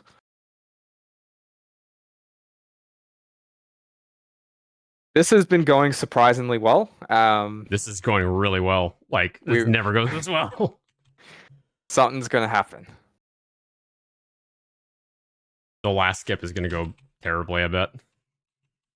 Something has to go badly. We do have to play around with that gate switch timing, because sometimes an enemy will get stuck on the roof if you do that too early. Yeah. And he can shoot you through the wall, but you can't shoot him. It's unfair. Alright, so we got 6 enemies that are going to come out of this ship while Marshall's planting. Oh, where the heck did you come from? Ooh, okay. Oh, this is bad. Oh, this is bad. Where did these guys come from? I knew it was going too well. It had to be something. I mean, you jinxed it by saying it was going well. That's the first rule of marathons, is you don't say how well it's going. That's true. Okay, there we go. Okay, hopefully, okay, there's dialogue props. So we're going to jump onto the minigun. Come on. Please jump on the minigun. There we go. I'm gonna jump onto here. I'm gonna save because this always goes badly. Oh, we're going for something different here. Yeah, you'll see this one. Come on. I'm also looking down on the quick save. That's weird. Okay. I'm gonna try doing this side strafe way. There we go. I'm gonna jump up here. Whoa! Or we're gonna jump too far because momentum is stupid in this game. You can do that. Okay. Jump up here. I can bypass the control panel and we can use it to get out of here. Back up. I love this skip. I tried messing around workshopping this. Oh, it's so good. So that saves 2 RC cars. Normally what he would do is RC skip. Very nice.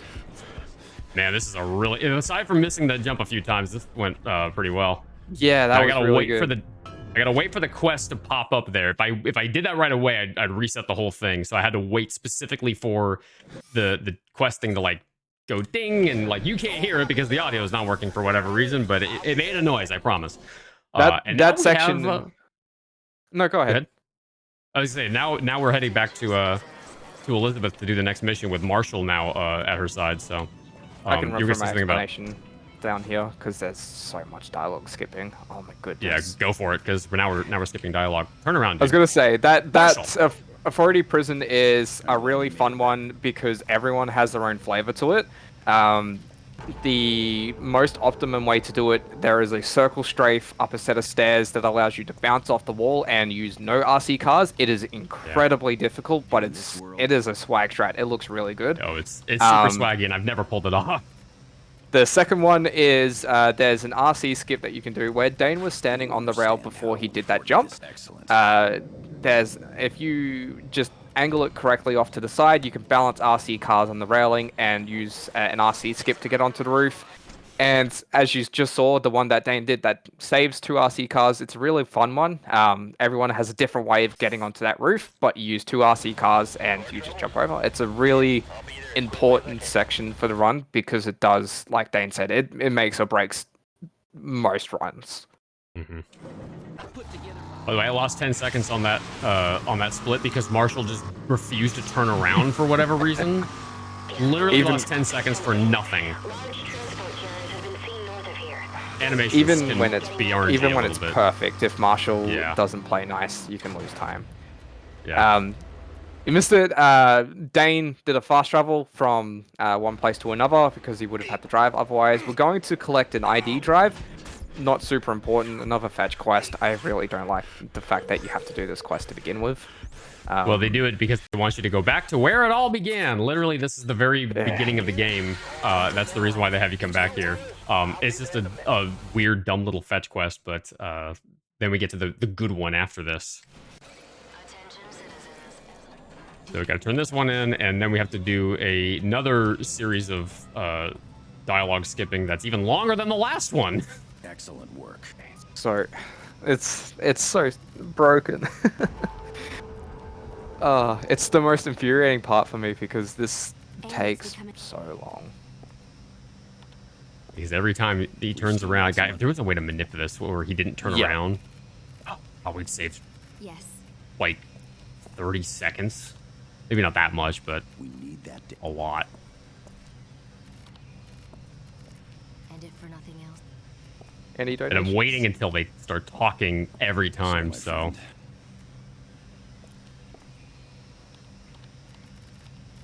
Well, Come on. While we have this time, Dane, are you okay with a quick update here? Yeah, hit me. All right, so we do not have any donations just yet, but we do have a production update here. We did miss part of the marathon earlier. We had some issues with the Sly Cooper and the Thievius Raccoonus run earlier on today. But good news for the Sly Cooper fans. Alice will be running Sly Cooper at the end of the night tonight after our Hades run. That Hades run is set to start at about looks like it's about midnight Pacific time. That's 3 a.m. Eastern Daylight Time. So Alice will be running it after that Hades run, which is set to be at about a 50-minute estimate.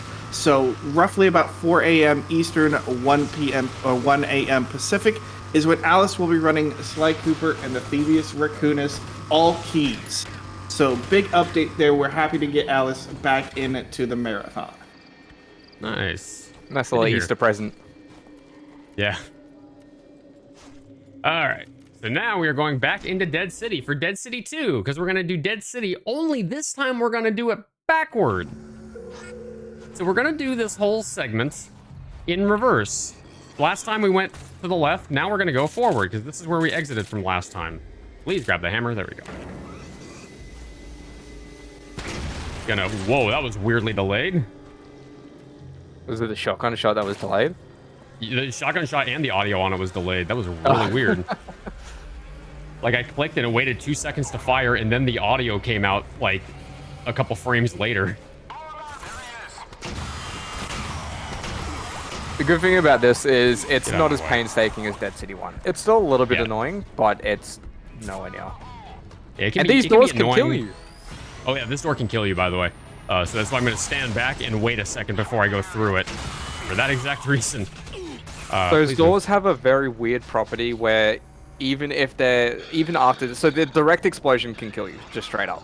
But what can happen is the doors, while they are still in motion, still retain the same amount of damage for that distance. So until they completely stop moving, if you touch them, it'll take out most of your health. Yep. They do it. It does a ton of damage even on easy, which is bizarre. Yes.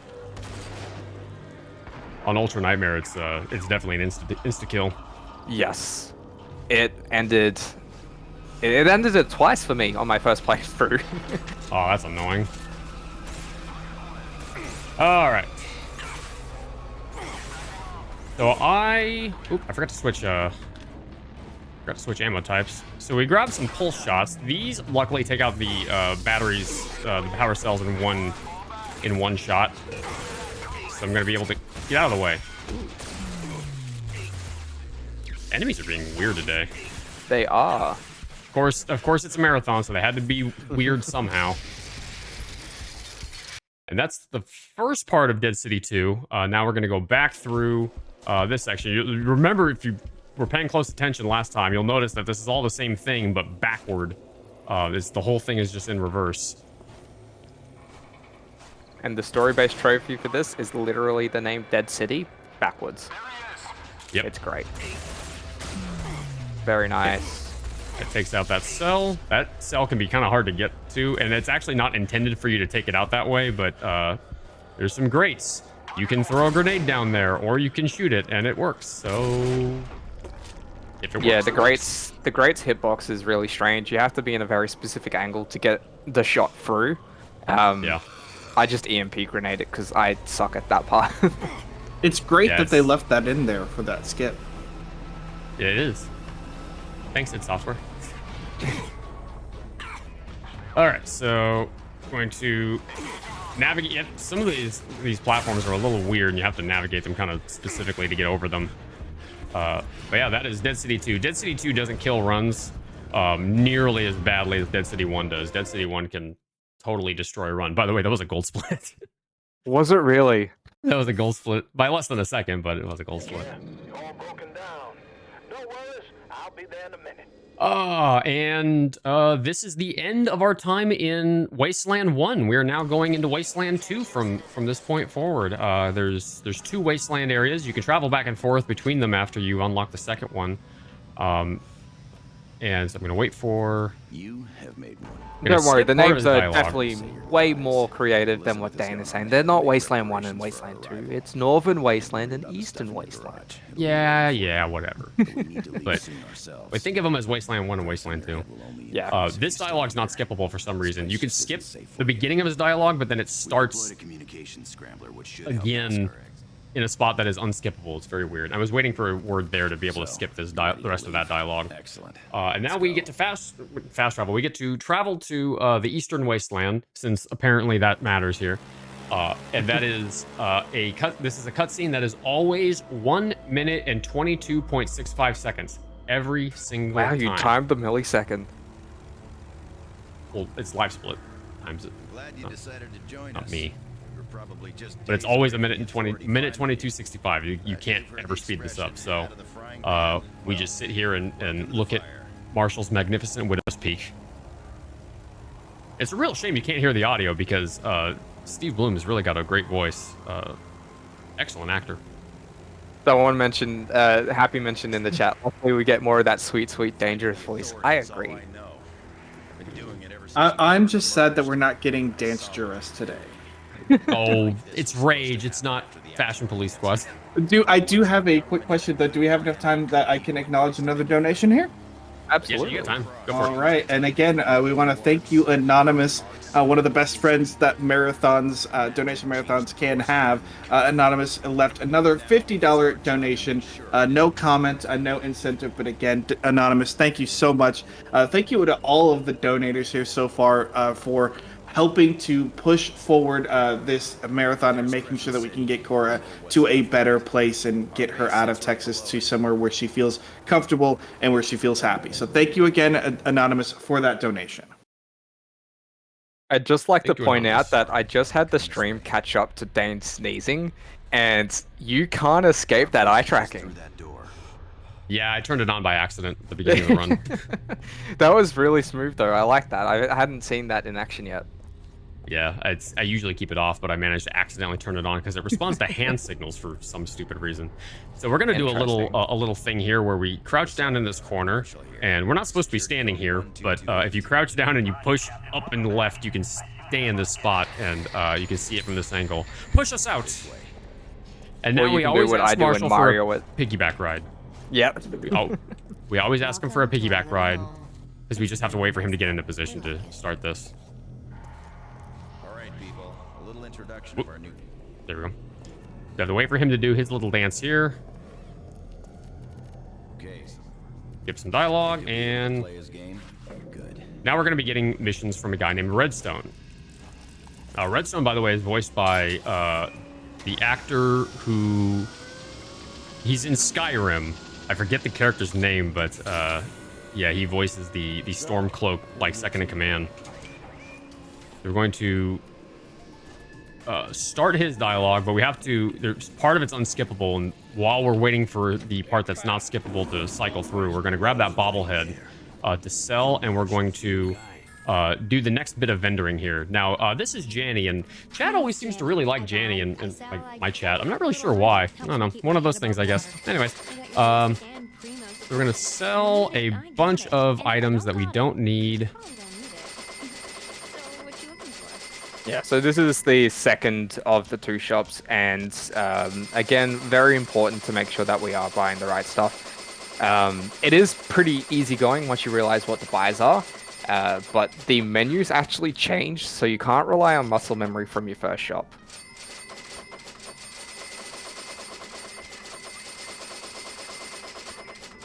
And also, another fun fact, Redstone also does the voice of Roy Campbell in Metal Gear. Oh, that's right, he does. Yeah. This is 2, I think. I forget the exact number for this. All right, that should be good. And I can do this. We build. We've been trying to experiment with some of these buys because realistically, the amount of pop rockets that you end up with at the end of the game, you have so much overkill that there's been a little bit of working around with potentially trying to get in a second turret. If you can save up your RC cars, like doing the skip that Dane did to save some, that can also help as well. Yeah, it's a very interesting buy. It's fully fleshed out the way that it is, but we're just trying to see if we can get something maybe a little bit more optimal just thrown in there, just with the extras that we've got. So many extra buckshot right now. I do not need this much buckshot, dude. How much extra is this? 275 extra buckshot. I don't even have that many pop rockets. Good grief. All right, so back to redstone. Gonna start. Did this dialogue cycle? Okay. Oh, he didn't. Nice. So go help him out. So we're gonna get the first fetch mission. You'll notice how, like, when we were in Wellspring, it's actually pretty easy to get lost in Wellspring because every time you go back there, you have to talk to everybody in a different order. Luckily, with the Eastern Wasteland, since this matters apparently, it is much easier to cycle through all this stuff because you're always talking to everybody in the same order every time. So you talk to Redstone, he sends you off to the foreman sends you off to the fetch mission, or sorry, the kill mission. And yeah, so this next mission we're going to do is a kill mission. It's called Blue Line Station. And Blue Line Station has an awesome skip that we're going to show off. Very, very awesome. Oh. Nice. I went too far. I just kind of fell off of the railing. Let's try that again. Come on. There we go. All right. So you can take a lot of fall damage here for whatever reason. Good grief. That was a big jump. How did I defib on fall damage? That's weird. Oh, actually, wait. Now I need to reload because I need my defib. Yeah, I was just going to say. We're going to use that. Let's try this one. By the way, I've never done this like this much before. This is the marathon. This has never happened before kind of thing. Where I've had this much trouble. The movement is very specific, even in areas like this, because you've got to be careful where you're landing. There are certain spots where you're supposed to land. Yeah. All right. So gonna come through here. Now there's a big gauntlet fight that we have to do in order to get this door over here open. So I'm going to. Oh. There we go. Got the wrong sub-weapon equipped. I'm gonna drop those 2 turrets. They're gonna do most of the work for us. But we grab this dynamite in order to start the gauntlet. Now we have to take out 6 of these guys. It's very difficult to do this, by the way. Just painstaking. Shoot them as they run up. Painstaking, yeah. All right, so that's all of them. I can't believe they gated this behind artificial difficulty. I'm gonna wait for one guy to run to that spot right there. One's gonna pop up right over this sign. One's gonna run right over this again. We're gonna get one to pop up over this light. This one's a little harder to hit sometimes, so I usually wait until he's right about there. Get one more there. There's usually one more guy that has to die. Okay. The turret's got him, so this guy's gonna lift the gate for us somehow after he's already dead. I didn't realize that this was a set spawn area as well. Yep. So we have to kill a certain number of enemies. The turrets are gonna do most of it for us. And this door opens. Those turrets do an insanely good job when it comes to saving time. They handle the biz here. All right, I'm gonna quick save just in case. So this is a very interesting skip. That was really smooth. That was. Come on, get up there. A lot of this incorporates a lot of the movement mechanics that we do through the run with the circle strafing and bouncing off walls and slopes. It is a very specific skip though. There are certain hitboxes the way that it's laid out. As you can see, Dane's kind of just skipping through, no issue, hitting all these invisible walls and stuff. And now we're going to do another grenade skip. Same as what we did last time, bump up the difficulty, cook it, kill ourselves, defib, and that's it. And nice. There was a lot of optimization done in here as well. This used to be a lot harder. The route used to be a lot different.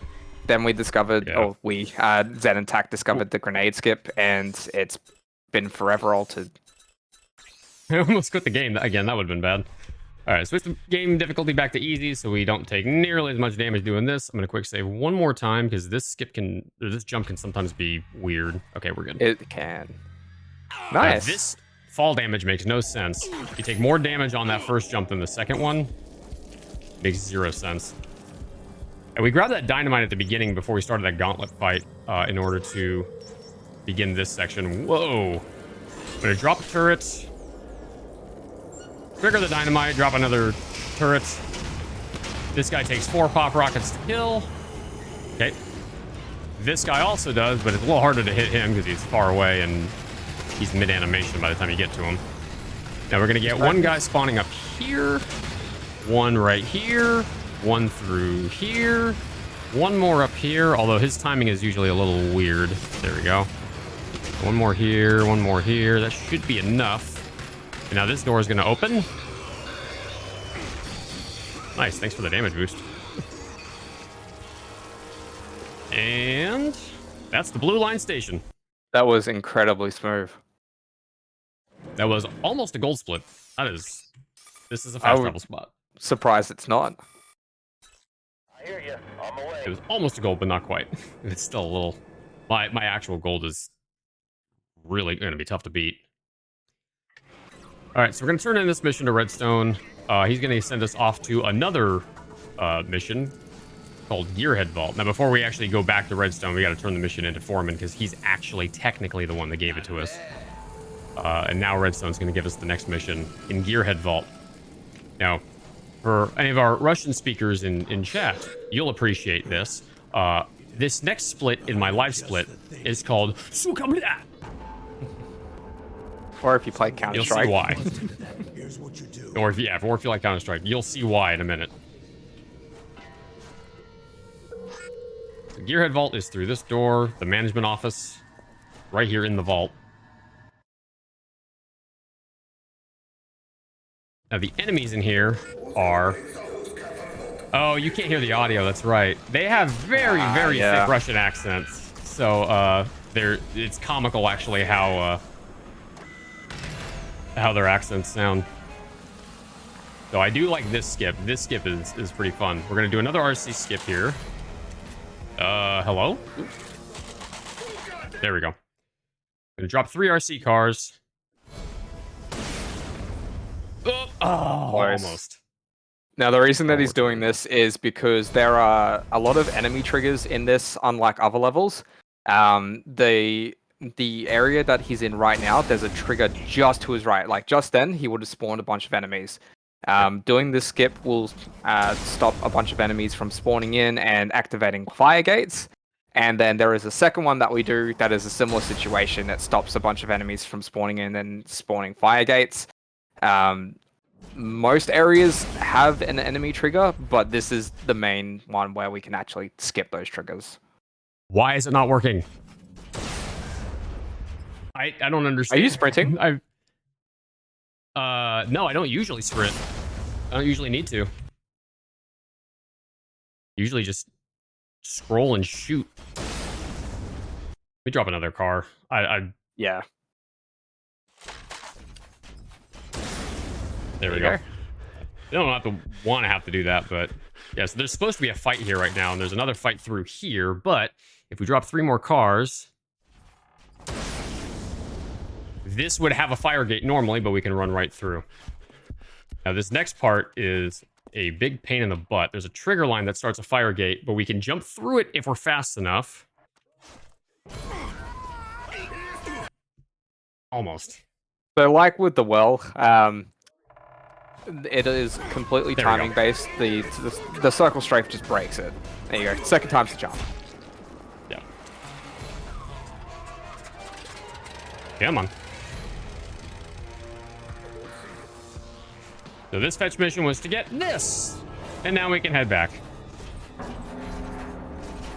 So you can actually get through this gate if you wanted to, but that would be slow because we'd have to go back the way we came. Instead, we're gonna wait for the Kool-Aid Man to break through this wall down. Can you get out of the way, sir?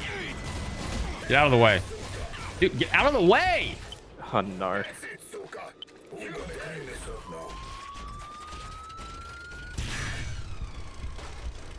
Okay, dude. Yeah.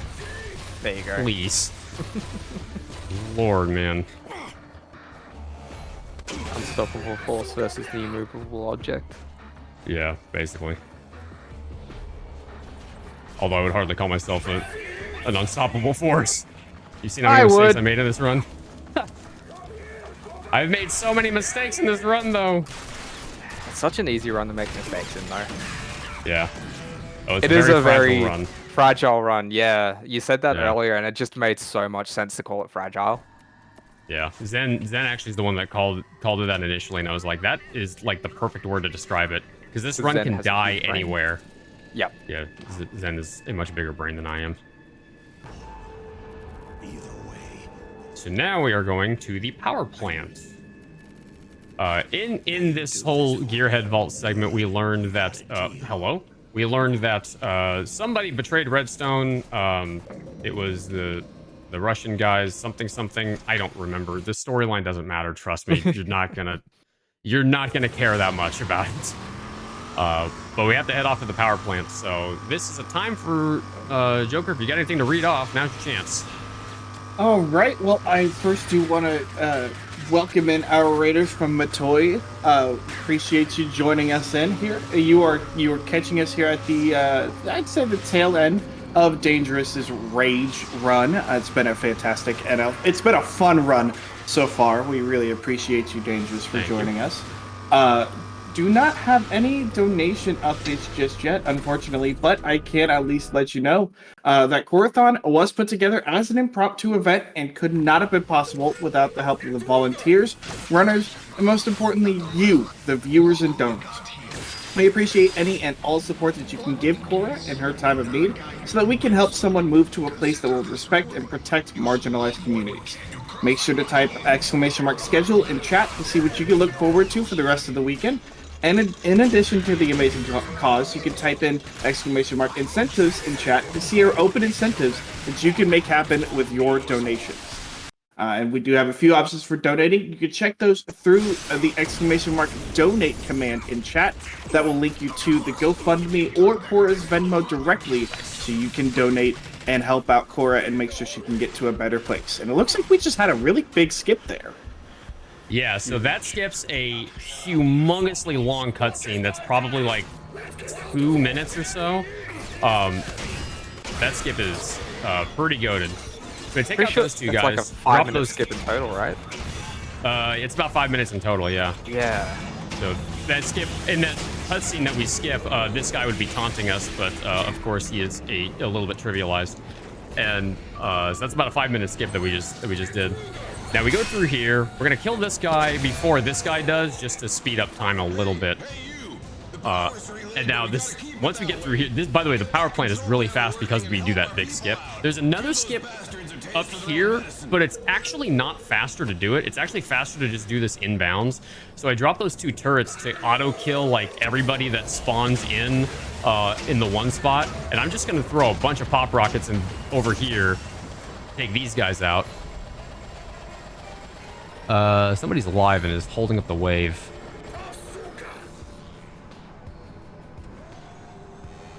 Oh, there he is. Yeah, the out of bounds skip for this was really cool, but realistically we ended up finding that it saved maybe a second if you did everything perfectly. Perfectly. And I don't do everything perfectly, so this is not a game really where you do things perfectly. Yeah. So we fast travel back to Subway Town, and oh no, Redstone's been picked up by the authority. If you went and talked to Saul, you'd find that out, but we actually don't even need to talk to him. We can just go straight to the next mission. It's not even required to go turn in anything to Redstone now.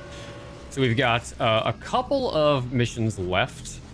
We got to talk to Marshall. He's going to send us over to Lassard. Well, I'm going to try to get fast Lassard here if I get lucky. the captain has told you where. Captain's got a. Nice! Fast Lassard. Nice. If you don't get fast Lassard, he turns around and rides his chair back up and then turns it around and rides back down every time. And you can lose about 5 seconds in total if you miss both of those. It's very annoying. So fast Lassard, let's go. It's such a Alright, now stark difference between going from the first wasteland to the second wasteland, just in terms of how not only the difficulty spike, but how quickly everything picks up. It's night and day. This is the best part of the run, I would say, by far. Yeah, the pacing picks up a lot here because a lot of the beginning of the game is them setting up like mechanics and kind of teaching you teaching you everything like about the story and all that. And then once you get to the second half of the game, it's a lot better once you get to here. Now we're going to go into Jackal Canyon. Jackal Canyon is incomplete. This is not a completed level. The developers started running out of funding when they got to this point in the game. So Jackal Canyon's only about 2/3 complete, and I'll show you why that is in a minute. They were supposed to go push a lever in order to get over this, in order to raise this gate. Excuse me. So we're going to. Come on. So right now he's trying to do a slope boost. There we go. So he does a slope boost and rebounds off the wall, and that just goes over the fence. Easy peasy. Easy. If you're fast enough, you'll actually get these barrels to suspend in midair, which nice. There you go. One of them did. All right, so you're supposed to ride this zip line. There's 2 zip lines you're supposed to ride down, but I'm going to do a cool jump here. I'm going to miss it, and we're going to try it again. You skip the first... Oh, I got stuck on a wall. You skip the first zip line, and you can grab the second one midair. That's really cool. Zen actually found a way to... Yeah, and Zen found a way to make it even worse by skipping both zip lines. It's extremely precarious, and it's one of those very high-risk, low-reward situations. Which there's a surprising amount of in this game. Yeah. I'm going to try and get on top of this gate. I've been having bad luck with this gate lately. I'm actually going to save here just in case I die, because that happened last time I ran this in a marathon. Try and... There we go. You can get over the gate before it actually opens, which saves a second or two. Come on. Oh, come on. That was Can you get out of the way, sir? Out of the way. So I'm going to show you just how incomplete the game is. We're going to climb a ladder into the out of bounds. I'm not joking. I'm going to save here because this part can get bad. We're going to climb this ladder. Going to land up here. Going to do a jump. And you can see now just how out of bounds we are. Oh, no.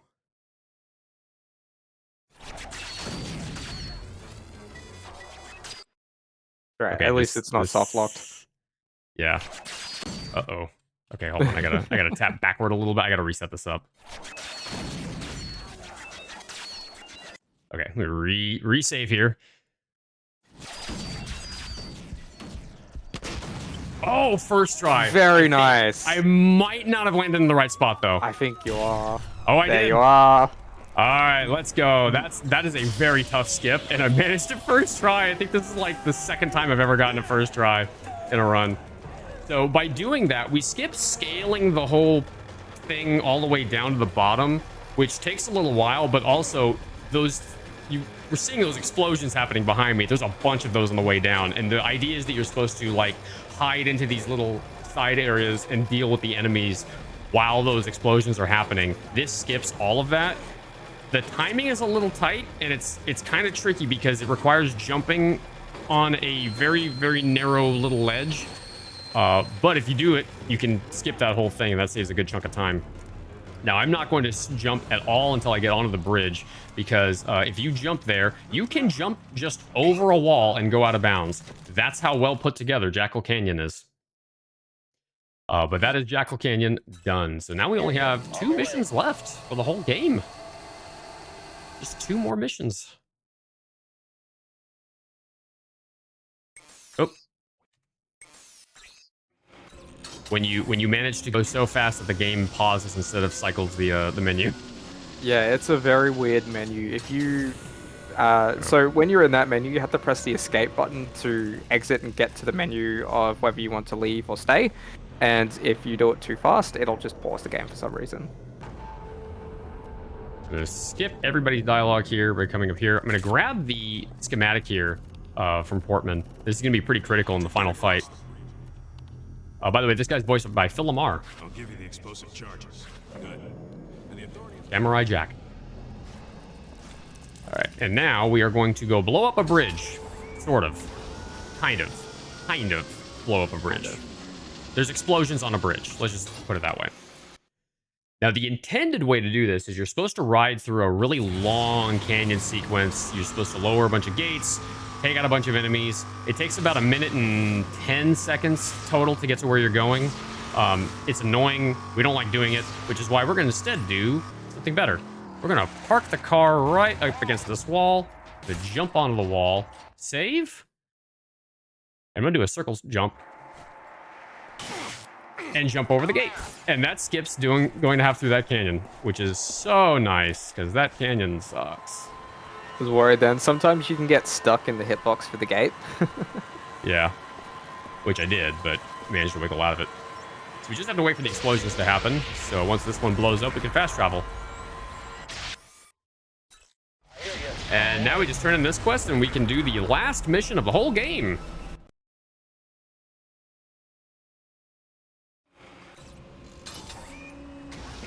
Now this last one's weird because Portman, so I guess we lied a little bit earlier when we said Kvasir's dialogue is the only one that can't be skipped, because Portman's dialogue here actually can't be skipped at all.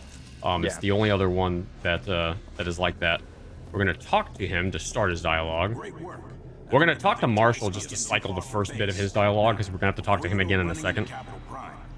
And he's going to give us a weapon as soon as he opens the container for me. So he's at least more useful than Kvasir. It's true. Much more useful. This is a cool gun, though.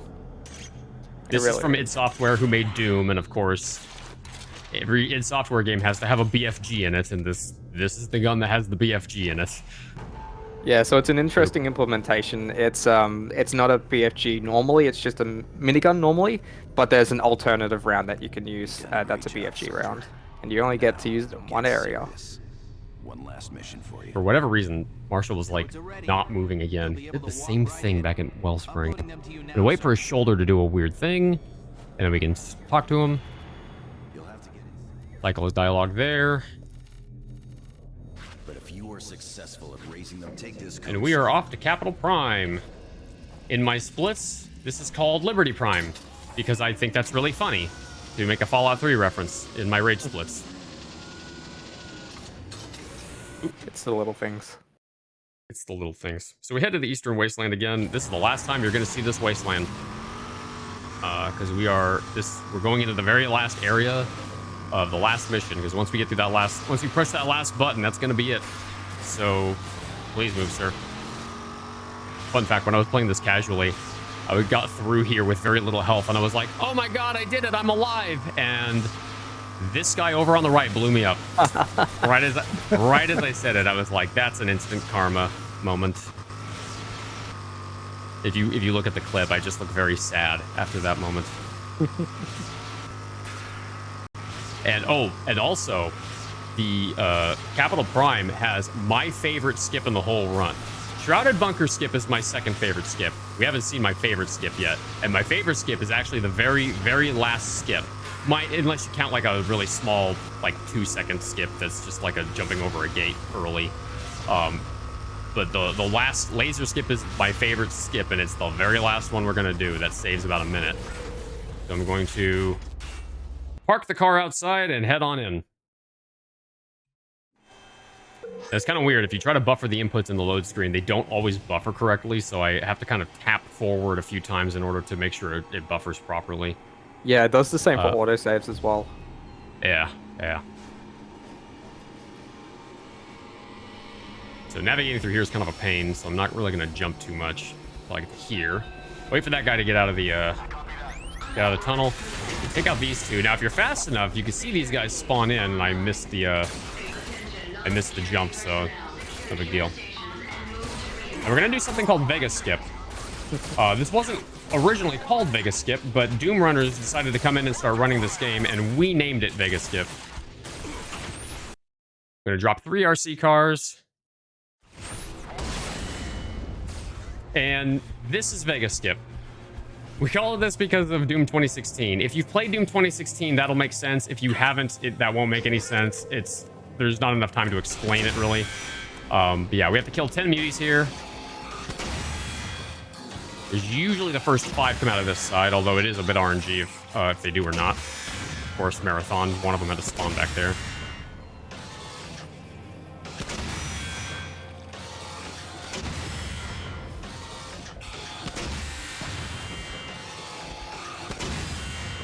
Oh, one more. There you go. All right, now the favorite skip is coming up. It's gonna be right at the end of this elevator ride. As soon as this gate lowers, there we go.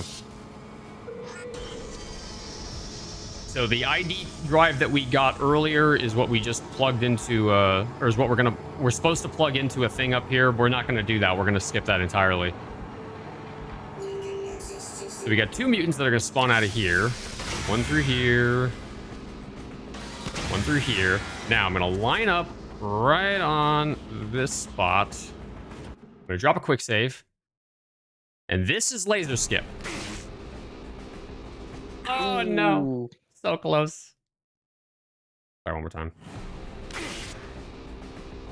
Oh no, it's doing this again. So the punishing aspect of this is if you are not lined up specifically, nice. If you're not lined up specifically in the right spot, you don't get bounced off the wall in the right spot, which means you don't get the height that you need to clear the wall. Yeah, you have to be in a very specific spot and at a very specific angle to do that. All right. The tiny skip here, you can jump over that gate early. For whatever reason, the hitbox like raises, so you can jump on top of it because it extends just past the lasers. Very clean.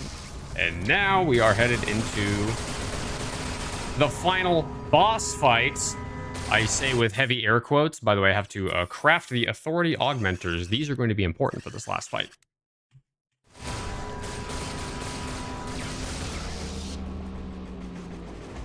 So this is how you know the dev team at id Software ran out of funding for this game. This is the final boss fight. It's literally just a gauntlet where we push a bunch of buttons. It is one of the most anticlimactic endings to any FPS game I've ever played, which is very sad, but here we are. We're going to push 3 buttons and then start a fight. Now, the reason why I crafted the authority augmenters is they are the quad damage that is going to dump out a lot more damage to these lasers that I'm shooting. And that's why this weapon is so important. Where? There you are. There you are. I'm listening for audio cues for where they spawn in.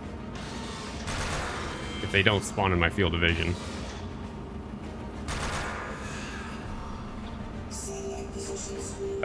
We push the button here. I'm going to save because this part can soft lock, and it has happened before. So, time is going to be at the end of this fight.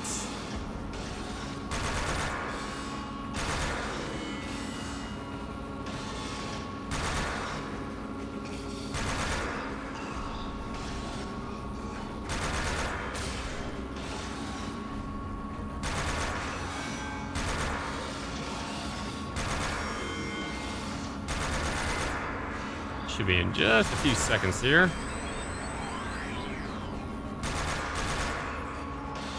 Get him, I got him. Should be the last one.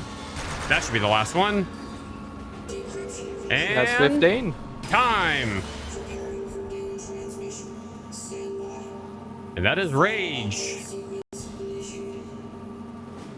Rage 1 any percent. So yeah, while this last little cutscene plays, just want to do some quick shout outs. Got to shout out the man Zen for being my mentor of sorts as I was learning this run. The guy is a beast of a Quake player.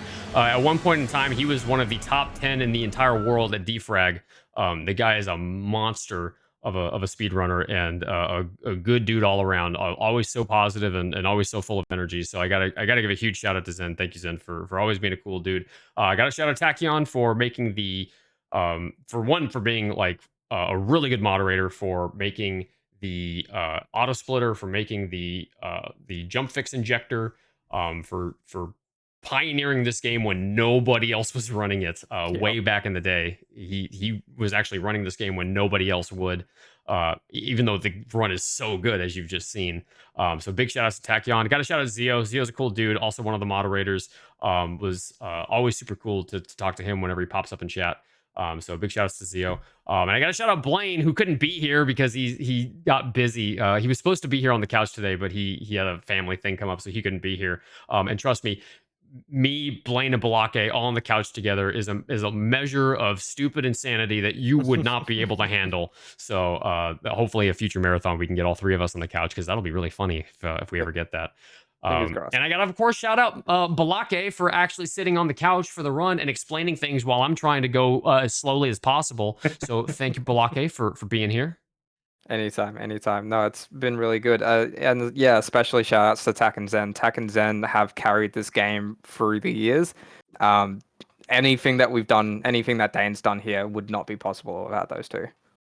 Yeah, I mean, Zen found a bunch of skips that even Tachyon didn't find, because Tachyon stopped running this game back in 2019, and Zen came in and just started poking his head into every wall and found a bunch of skips that even Tachyon didn't have in his PB. So big shout outs to them.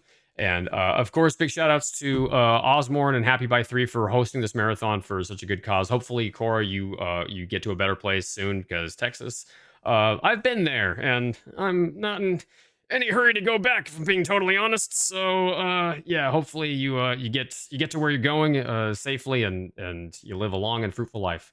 But yeah, thank you all so much. I hope you enjoy the rest of the marathon. This has been Rage 80%. You can find me at twitch.tv/danejerus if you want to see more runs of this and all the other shenanery I do over there.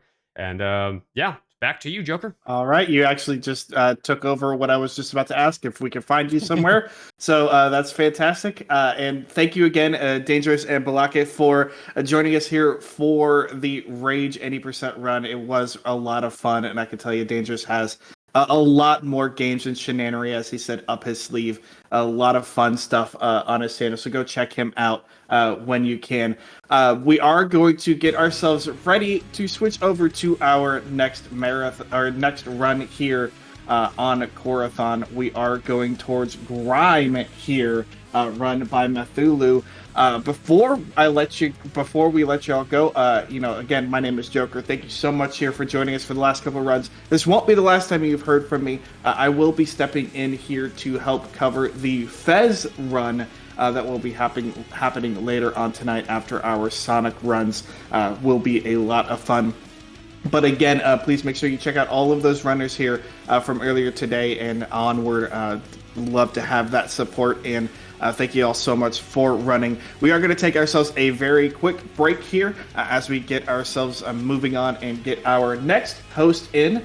Our next host here for the marathon will be Zokubun. You're going to be in fantastic hands as Zokubun will be taking over here. So thank you so much again for joining us here.